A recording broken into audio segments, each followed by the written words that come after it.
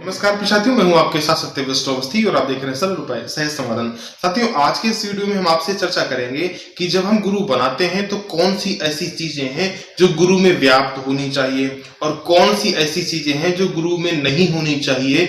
वो चीजें गुरु में अवगुण के रूप में देखी जाती हैं। आज की इस वीडियो में हम आपसे चर्चा करेंगे और गुरु को परमात्मा के तुल्य क्यों बताया गया है, ये भी हम आज के इस वीडियो में आपसे चर्चा करेंगे। इसके बाद में हम आपसे चर्चा करेंगे कि कौन कौन सी ऐसी चीजें हैं जो हमें गुरु के समक्ष नहीं करनी चाहिए, क्या हमें अनुशासन बरतना चाहिए। आज की संपूर्ण जानकारी शास्त्र प्रमाण के साथ है, एक नहीं दो नहीं बल्कि आज के तो वीडियो में प्रमाणों का भंडार है। हमने बहुत सारे प्रमाण आपके लिए आज के इस वीडियो में इकट्ठे किए हैं। बस आप बने रहिए हमारे साथ वीडियो के अंत तक, बहुत कुछ अच्छा सीखने को मिलेगा। चलिए साथियों, वीडियो को प्रारंभ करते हैं। देखिए साथियों, इस संसार में यदि माता और पिता के बाद कोई हमारा सबसे बड़ा हितैषी है ना, तो वो सिर्फ और सिर्फ गुरु है। गुरु वो है जो बिल्कुल निस्वार्थ भाव से हमें शिक्षा दीक्षा देते हैं, हमें ज्ञान अर्जन करवाते हैं और हमें सकारात्मकता की ओर ले जाते हैं। हमारे अंदर इकट्ठा हुई नकारात्मक चीजों को दूर करते हैं। साथियों, गुकार जो अंधकार से हमको रुकार प्रकाश की तरफ ले जाए, वही गुरु होता है। शास्त्रकार कहते हैं, गुकारस्तु अंधकारस्तु रुकारस्तेज उच्यते अंधकार निरोधत्वात् गुरुरित्य विपीयते। गुकार यानी अंधकार और रुकार मतलब तेज, तेज मतलब प्रकाश। जो अपने ज्ञान के प्रकाश से हमारे अंदर के अंधकार को समाप्त कर दे, वही तो गुरु है ना। जो हमारे अंदर बसे हुए अंधकार को समाप्त कर दे, वही गुरु है। इसके अलावा एक प्रमाण और है, आइए वो प्रमाण भी देख लेते हैं। धर्मज्ञो धर्मकर्ता च सदा धर्म परायणः तत्तेभ्यः सर्वशास्त्रार्थ देशको गुरुरुच्यते। धर्मज्ञो धर्मकर्ता च सदा धर्म परायण, धर्मज्ञो मतलब धर्म को जानने वाला, धर्मकर्ता च धर्म के अनुसार ही आचरण करने वाला, सदा धर्म परायण धर्म परायण रहने वाला। इसके बाद बताया गया तत्वेभ्यः सर्वशास्त्रार्थ, सभी शास्त्रों के तत्वों को जानने वाला और उसी के अनुसार हमें आदेशित करने वाले व्यक्ति को ही गुरु कहते हैं। साथियों, गुरु की कितनी भी बड़ाई की जाए ना, वो सारी की सारी तुच्छ है। मतलब गुरु की बड़ाई का कोई अंत ही नहीं है। शास्त्रकार कहते हैं कि किमन्न बहु नोक्तेन शास्त्र कोटि शतेन च दुर्लभा चित्त विश्रांति बिना गुरु कृपा परम। बहुत कुछ कहने को क्या, करोड़ों शास्त्रों के अध्ययन का क्या, बस आप इतना समझिए कि यदि आप मन की शांति चाहते हैं, मतलब चित्त की शांति या फिर मन की शांति, गुरु के बिना दुर्लभ है। गुरु के बिना यह सब कुछ मिल ही नहीं सकता। आप इतना समझिए, मतलब गुरु की तुलना हम किसी से कर ही नहीं सकते। हम अगर पारस मणि से भी गुरु की तुलना करते हैं, वो भी बेकार है। क्यों? क्योंकि पारस मणि लोहे को तो सोना पिघलाकर बना सकता है, लेकिन अपना स्वरूप नहीं दे सकता।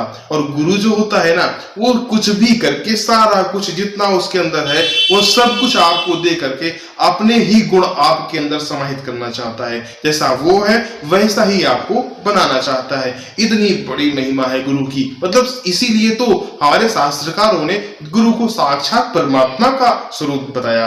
कहा गया है, गुरुर् ब्रह्मा गुरुर्विष्णु गुरुर्देवो महेश्वरा गुरुर् साक्षात् परम ब्रह्म तस्मै श्री गुरुवे नमः। गुरुर् ब्रह्मा गुरुर्विष्णु मतलब गुरु ही ब्रह्मा है, गुरु ही विष्णु है, गुरु ही महेश यानी देवादिदेव महादेव महाशंकर है।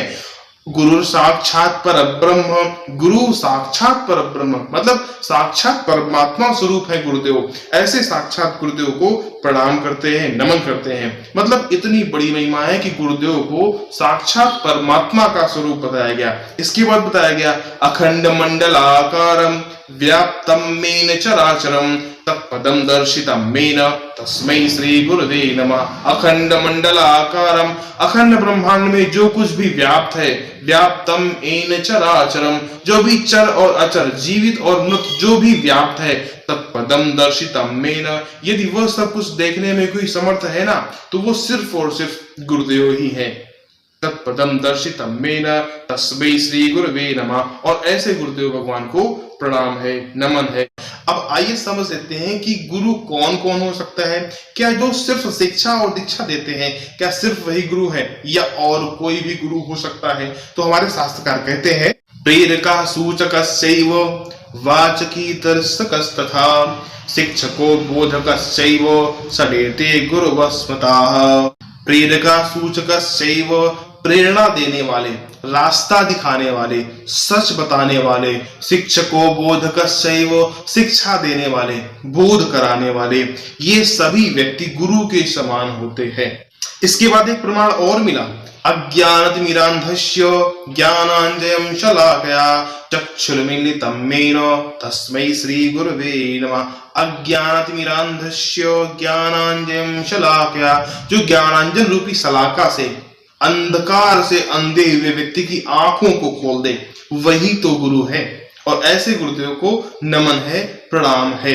तो आप समझ गए ना कि ये लोग भी गुरु हो सकते हैं। अब आइए समझ लेते हैं कि गुरु के अंदर कौन सी ऐसी चीजें हैं जो व्याप्त नहीं होनी चाहिए। साथियों, शास्त्रकार कहते हैं, सर्वाभिलाषिणा सर्वभोजिनः सपरिग्रह अब्रह्मचारिणो मिथ्योपदेशा गुरवो नतु। सर्वाभिलाषिणः मतलब सभी प्रकार की अभिलाषा रखने वाले, सब कुछ भोग करने वाले, संग्रह करने वाले, अब्रह्मचारिणो मिथ्यो ब्रह्मचर्य का पालन ना करने वाले और मिथ्या उपदेश देने वाले, ये सारे के सारे जो गुण है ना, मतलब अवगुण है ना, ये एक व्यक्ति में यदि व्याप्त नहीं है तो फिर आप उस व्यक्ति को अपना गुरु चुन सकते हो। मतलब ये अवगुण एक गुरु में व्याप्त नहीं होने चाहिए। साथियों, हमारे शास्त्रकार कहते हैं कि हमें कभी भी गुरु के बराबर के आसन में नहीं बैठना चाहिए। शास्त्र में क्या लिखा है पहले आप वो समझिए। साथियों, शास्त्रकार कहते हैं, नीच शय्यासनं चास्य सर्वदा गुरु सन्निधौ गुरोस्तु चक्षुर्विषये न यथेष्टासनो भवेत्।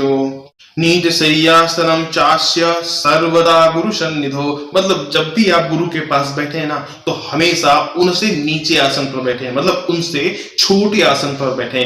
कभी भी आपको गुरु के बराबर के आसन में नहीं बैठना चाहिए। इसके बाद आपको बताया गया कि यदि आप गुरु जी को आते हुए देखें ना, तो बड़ी विनम्रता के साथ आप खड़े हो जाएं, मतलब उनका सम्मान करें। अपनी मनमानी के साथ नहीं बैठना चाहिए। जब भी आप आते हुए देखें तो आप अपने आसन को तत्क्षण छोड़ दें। और मतलब क्या हुआ, सिर्फ और सिर्फ मतलब ये हुआ कि गुरु का आदर करें। इसके अलावा शास्त्र में एक चीज और बताएगी कि कभी भी आपको अपने गुरु की निंदा नहीं सुननी चाहिए।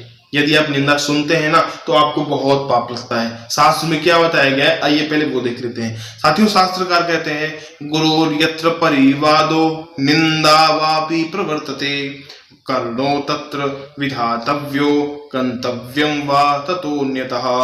गुरोर यत्र परिवादो निंदा वापि प्रवर्तते मतलब जहां कहीं भी गुरु की निंदा हो रही हो, आपको तुरंत विरोध करना चाहिए, तुरंत तत्क्षण आपको विरोध करना चाहिए। यदि आप ऐसा नहीं कर सकते हैं तो आपको अपने कान बंद कर लेने चाहिए। यदि आप ये भी नहीं कर सकते हैं तो फिर क्या हुआ, गंतव्यम वा ततोन्यतः। यदि आप ये कुछ भी नहीं कर सकते ना तो आप क्या करें, उस स्थान को छोड़ करके किसी अन्य स्थान पर चले जाएं, लेकिन आपको गुरु की निंदा नहीं सुननी चाहिए। साथियों, ये कुछ चर्चा थी गुरु जी के विषय में जो हमने आज के इस वीडियो में आपसे साझा की। आशा करते हैं आपको आज का ये वीडियो बहुत ही पसंद आया होगा। यदि आया है तो वीडियो को लाइक कर दीजिए, चैनल को सब्सक्राइब अवश्य कर दीजिएगा। चलिए साथियों, मिलते हैं अगले वीडियो में, तब तक के लिए नमस्कार।